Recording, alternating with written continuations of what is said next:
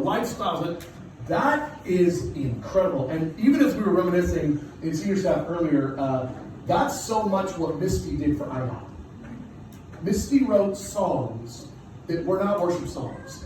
They were priesthood songs out of IHOP to call a generation to the values of intercession, holiness, the radical offerings of the prophetic. I mean, it was those songs that we just love to hear us sing. They weren't worship songs.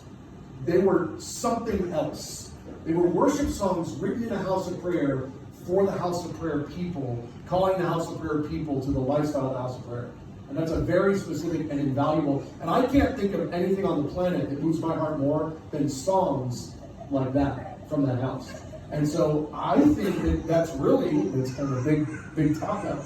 I really think that that's a lot of what just happened with the song that Tyler wrote. So you'll hear the song more. That's not what I want Tyler to do. I want him to talk about his process because he's written a bunch of songs. So I want you to give us a little bit about what was different on this one. How did you form this? How did this come together? And whatever else you want to say. Nervous. Okay, so the song that I wrote, I don't know if we're going to have time for me to actually do it for you, but if you ever are in any of my songs, you'll hear it. Trust me. It's called the Ephesian Blessing. And so when I wrote the song, it actually wasn't coming out of, I didn't sit down and be like, I'm going to write a song about this. If anybody's ever tried to sit down and write a song, you know that inspiration is very hard to grasp. Yeah. And so what you actually need to understand about songwriting is that we have the wonderful opportunity to spend hours upon this stage, those who are worship leaders, and just sit and worship the Lord and create before Him. And so you can't get songs out of that songwriting process. I sit down and I wait. But the process that I find most helpful is that I take what I do inside of the prayer room and I write it down and I record what the choruses or the verses that I write down in my phone. I record it from the recording app or whatever, and I try to write down the lyrics. And so this song actually comes out of a intercession set. We were actually praying for PPR leadership. And I didn't have any of the song. I only have the verse, the bridge of the song. It goes something like, that you would give them the spirit of wisdom and revelation and the spirit of the knowledge of God, that you give them the spirit of might and of the fear of the Lord and the spirit of the knowledge of God. And I had that chorus. And I was like, that's a yes, Lord. The worship the prayer leader was singing, or was praying out of Ephesians 1:17-19, that it would be given the spirit of wisdom and revelation and knowledge of Him. And I've always wanted to write a song about that, but you sit down, try to get inspiration, it doesn't work, And so we're just doing our regular set, me and Julian, after encounter service, and this chorus just comes out, and I'm just like, Lord, this is good. So I got out my recording app, recorded it, and shelved it for a couple. I shelved it until my next prayer meeting, and I was like, I made sure I knew the chords for it, and so I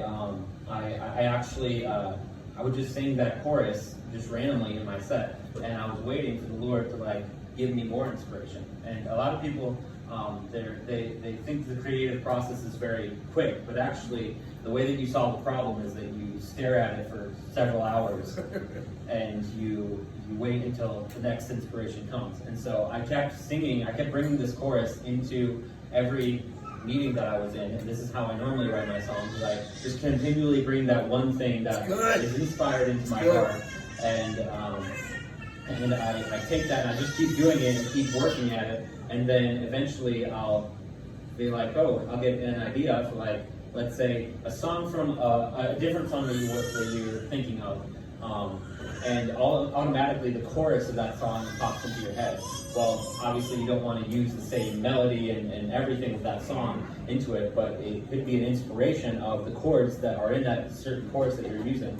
And so I took this chorus that I had, the spirit of wisdom and revelation, and I took the chords from Waymaker, and it's the same exact chords, but I wasn't using the same melody that they were using. And for me to be able to get to the verse and the initial chorus of it, I was like, okay, Lord, I want to do it out of this verse, Ephesians 1:17. And the Lord, I was working with the chords continually, continually working through it, singing this bridge, and then going back into like a verse. And then like, I don't really know if that works. Went back into the bridge, went back into the verse, verse, bridge, chorus, bridge, verse, bridge, chorus, until something just clicked, and it clicked into the verse, which ended up being may the oh my gosh. Bad time to choke on your spit. May the Father of glory give to you the understanding, wisdom, and power of Christ.